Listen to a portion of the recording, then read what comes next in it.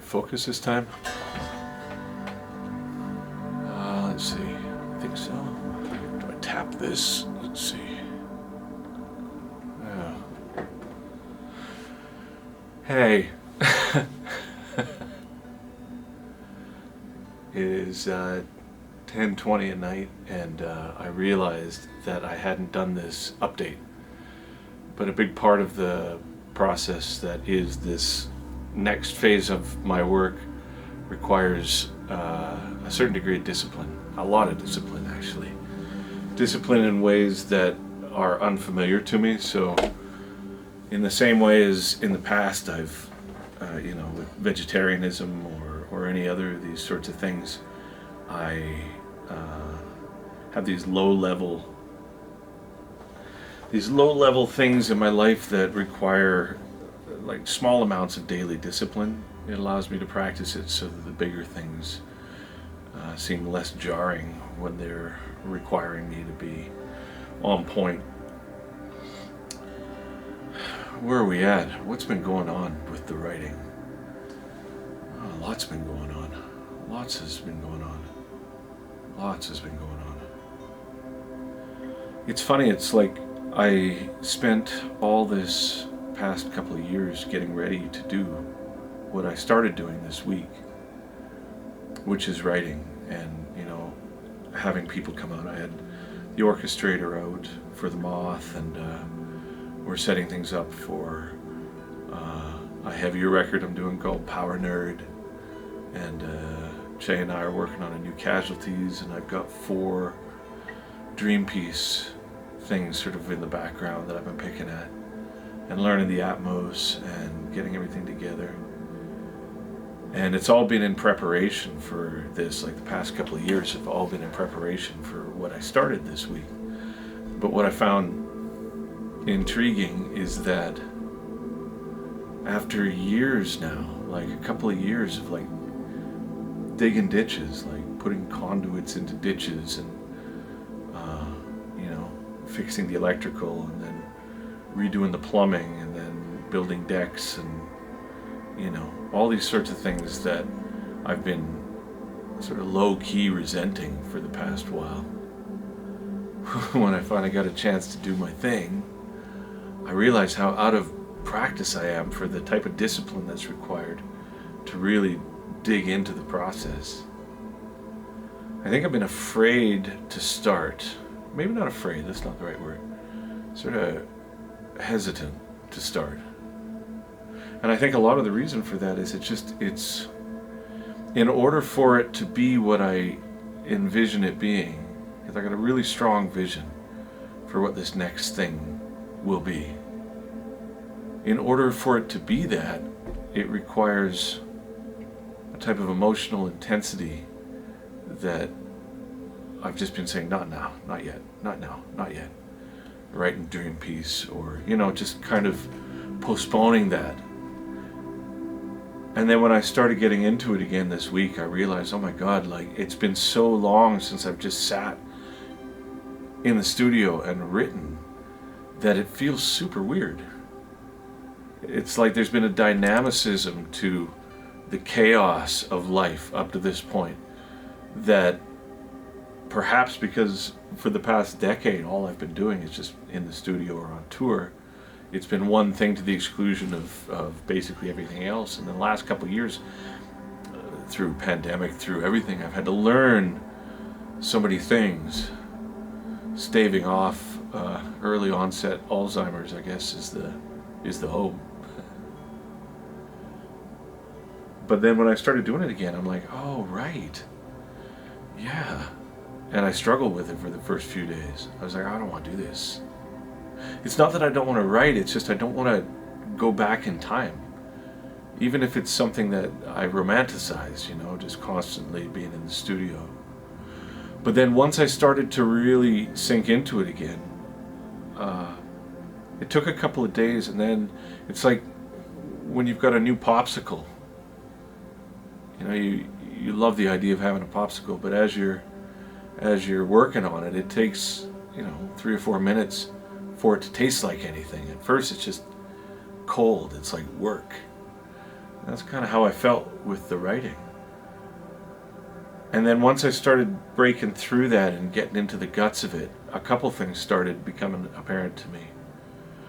First off, I realized that so much of the ambient and chill stuff that I've been doing for the past couple of years has been a direct reaction, a direct result of just the chaos. And that was, I guess, like a self-soothing trip. But then when I started digging into the work again, I started recognizing that whenever I let it go a little bit, whenever I allowed some of the old things to come through, you know, that voice or heavier guitar or, you know, more, the intensity that I know a lot of what is coming up needs, when I started to allow that to appear, I guess I thought that it was going to be exhausting. But I strangely feel a little empowered by it in a way.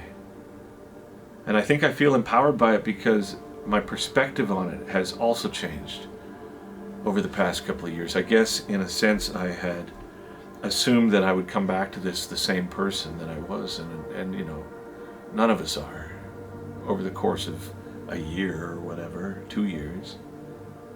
And I guess that has demonstrated itself in a couple of ways. When I open up things that maybe I had started just sort of messing around with a couple of years back and listening to it immediately, like I'm like, oh, why didn't I filter that way? Why didn't I, you know, do that thing that I do now to the drums? And there's all these things that are second nature now because I've had to learn all these new techniques that when I apply to some of these older things that I do, you know, with the distorted guitars, like the heavy guitars and the real screamy vocals and the power, I'm like, oh wow, that actually brings it to another level. And it's slower than it was, but the breadth of what I feel has had to be incorporated into the process in order to actualize this stuff is no small feat, right? So it's not necessarily that it's slower, it's just that, you know, I equate it to when I was first starting to learn about orchestration. I had all these things that I was proficient at in terms of writing the way I wrote. You know, I pick up the guitar and I would just do the things that I do. But then when I had to understand on a more fundamental level what it meant to do orchestration, things that I had never taken into consideration became very important to integrate into the process so that they were more automatic, they were more immediate. Like what register this particular instrument exists in, and you know, how to break up a chord between those registers so it projects that power that you're looking for. And so when I first started trying to incorporate that, it was so slow because I had been running, albeit with a wooden leg, but running nonetheless. And then when I start relearning it, you're slower just as a result. I guess it's the same thing that happened last month. I got so sick of the Pro Tools BS, and I was like, fuck it, I'm just gonna learn Logic. I'm just gonna get that under my belt and start to integrate that. And so I spent a couple of weeks just learning Logic and loving it. But also, and I don't know if any of you who have experimented with different DAWs have had this experience, I was working in Logic and I'm like, man, this is so cool. It's so elegant and so efficient, and all these things are built in, and they're, you know, it doesn't gouge you. It's $200, and all these things that I had previously written Logic off as not being able to do. A lot of the new updates, there's workarounds for that, so you can do it. But then once I started working on it, just the aesthetics of that program, just the way that the program looks, I found myself writing differently. And not in a great way, actually. I think the language that I had learned with Pro Tools, although I use Ableton or Nuendo or Logic, the main language for me has been Pro Tools for so long that it's almost as if my ability to visualize the end result is tied in to this kind of bland spreadsheet that Pro Tools is, and some of the clunky aspects of its MIDI, it's like really clunky compared to these other ones. But I'm so comfortable with it that although I spent that month learning Logic slowly at first and then increasing it, by the end I ended up going back to Pro Tools, not because I like it more, it's just that the look of Logic sounded different to me. And I guess that seems, just by saying it out loud, that should be obvious to me, because I am so driven by the way things look and how they all sort of cross-collateralize their emotional information. So of course, by seeing something differently, it's going to affect you differently. But going back, long story long, to why the writing seems to be taking longer, I guess, is the same thing. It's not that it's taken longer, it's just that you've incorporated so many new aspects to it. Like so many new aspects. In terms of hardware, in terms of software, in terms of the Atmos, in terms of new gear, in terms of a new process or a new studio or new people or new emotional information. Less baggage in some ways, more in others.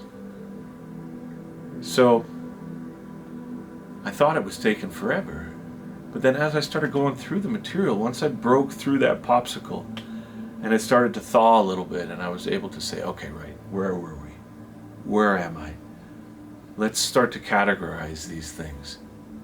And I started going through my hard drives, not only the current ones, but from Empath and Transcendence and Lightwork and the more recent records where I've had sort of shrapnel kicking around. And as I was going through, I was able to say, oh, that would fit there. That one goes to Casualties. This one goes to the Moth. This one goes to Power Nerd. This one goes to Dream Piece. This one goes to another pile. I started recognizing how much material I have. And isn't it interesting, and you may relate to this as well when you're writing, that something that you write flippantly during a certain period of your work, your last record or your last novel or whatever it is, you're like, oh, that's interesting, but it doesn't fit. I'll keep it though, but it doesn't fit. And then you go back to it a year or two later when your entire reality scheme has shifted slightly, yet your core remains. And then I was listening through and I'm like, oh wow, that's actually really good. And the reason I can see why I didn't like it back then is because what was surrounding it, that riff there and the ending, and is really stock. But then I was able to take these riffs, some of them from the past, and then incorporate it into sort of what this vision for this next period seems to be hinting towards. And all of a sudden I find myself with so much material. So the next step, so tomorrow, I have some people who are playwrights that I'm meeting with. And the concept, again, seems to be fractured, or not fractured, but more distributed between several things, between the Moth and the other projects. But focusing on the Moth, which is the only one with a definite narrative, I realize two things. One, how sensitive I am to people thinking that my ideas are crazy. Perhaps in the past, due to my own hand, admittedly, some of the behaviors that I had exhibited in the early 2000s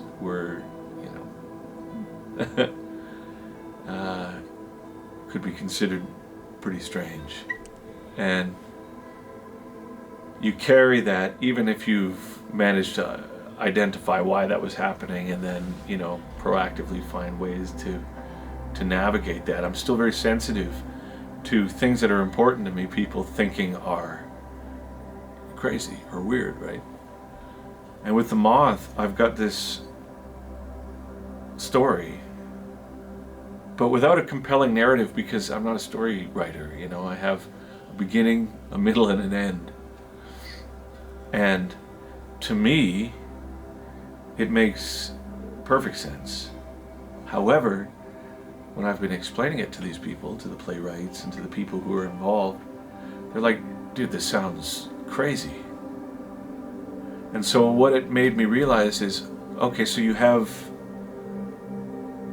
an amazing opportunity here with this talent pool and with what you've created for yourself to really make a statement that is like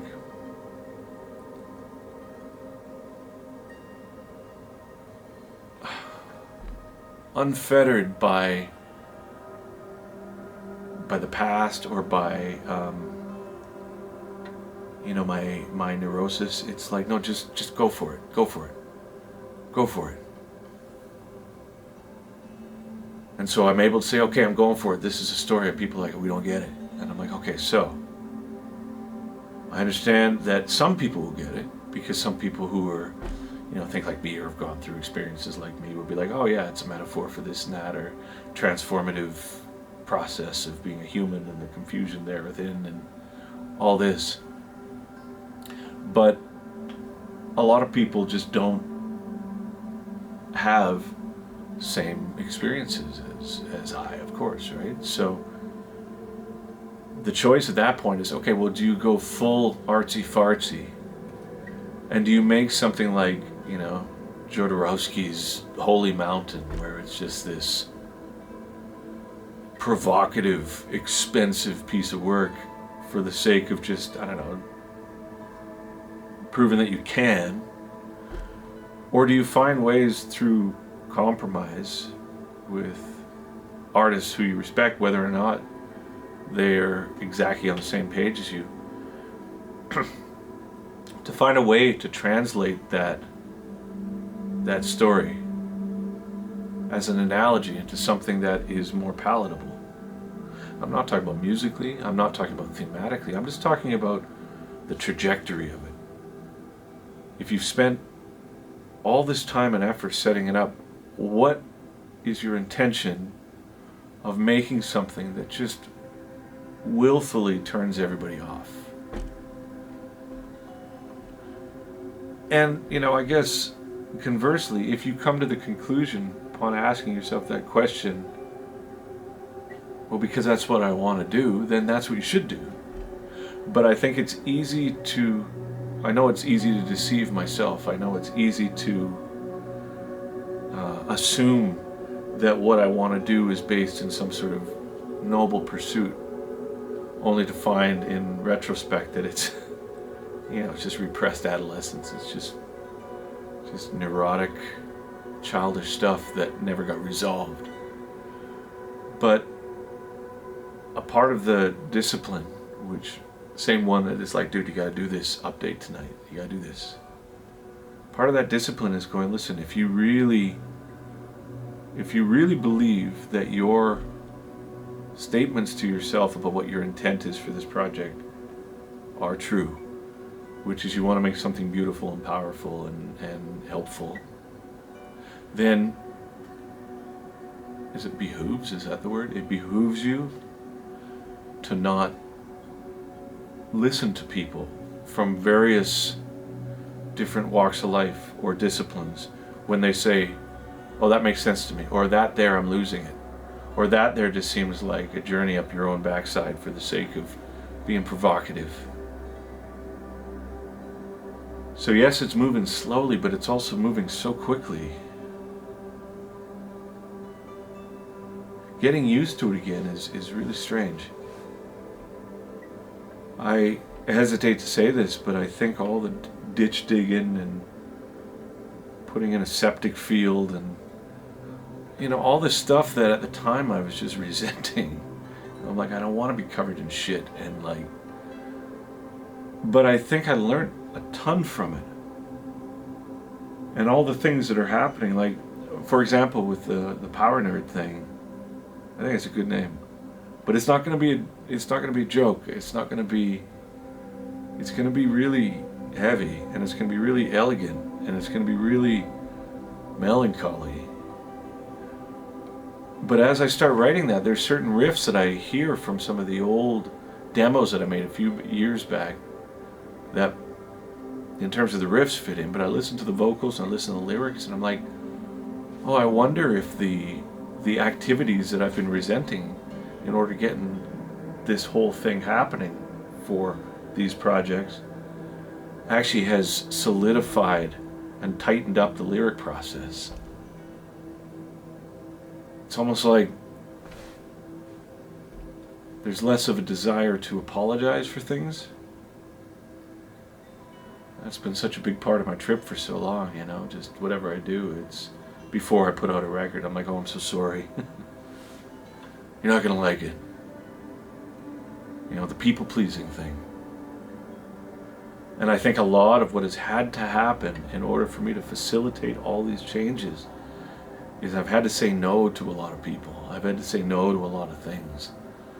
And at first that's difficult, because as somebody who even unknowingly, which in hindsight is absurd, but unknowingly was a people pleaser, to say no to things was really difficult at first. I'm like, oh, I'm letting people down. But I read something the other day too that plays into it that I thought was really interesting, where it said, the more you explain yourself when you say no to something, the more shifty it seems. Like if somebody says, can you do this? And you say, politely, oh, I'm sorry, no, I can't. I got a lot of things going on right now and I don't have time for it. And you leave it there. I used to think that would be like the height of callousness. What you needed to do is then add a caveat to that and say, well, the reason is I've got to take the dog to the vet, and my mom's sick, and I've got all these things I was hoping to, all these sorts of like justifications for just saying, no, it doesn't work for me right now. And the process of facilitating these things has forced me to do so, and as such, the lyrics seem to have tightened up. It's like I said last week, how the lyrical sense seems to be more fluid when you're not hyper-analyzing it. I think that it's almost like the whole purpose of the exercise is, by the process of learning about yourself, by the process of learning about your own creative wiles, you also learn a certain degree of compassion for the ways that you had once acted, I guess, or suffered by your own hand. The amount of things that I realize in hindsight of like, oh wow, that was coming from a place of trauma. And it doesn't serve you now.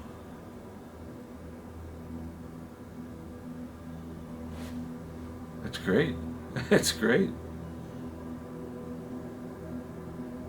I think that the whole point that this whole series will be about is that not only the Moth, but every record, your book, your film, whatever. Somebody had mentioned that it's journalism in some ways, more so than writing music. You're documenting you're documenting your trip. And it can certainly be seen as self-absorbed when you say things like that. But what else are you going to write about? What else do you know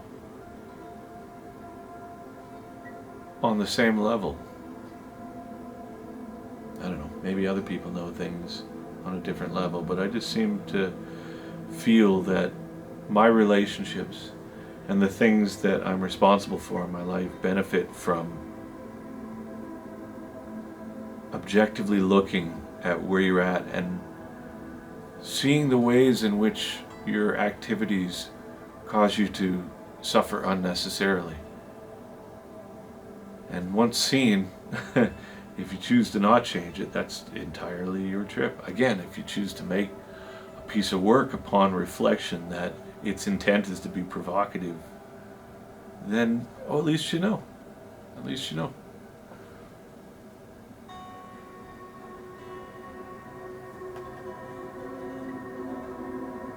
It's been good, it's been tiring.